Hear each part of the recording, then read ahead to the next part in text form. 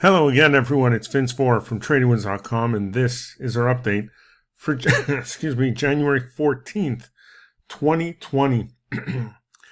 Excuse the cough, please. Today was a mixed close by the markets. We actually had earnings season kickoff.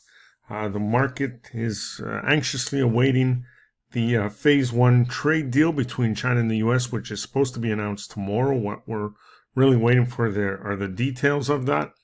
So let's go through the numbers. The Dow today did finish higher by 32 points, was higher earlier in the session and actually placed or put in a new high before pulling back. The S&P 500 finished lower by 5 points.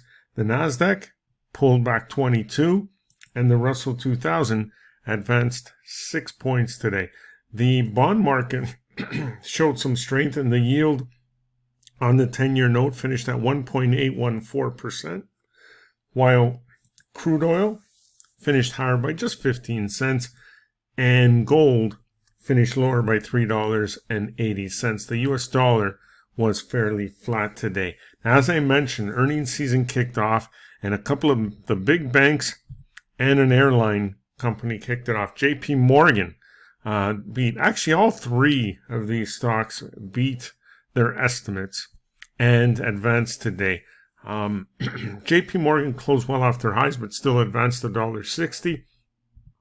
Citigroup put in a new high intraday before pulling back, but closing higher by $1.26. And Delta Airlines also beat their estimates and finished higher by almost 2 points, or a little over 3%.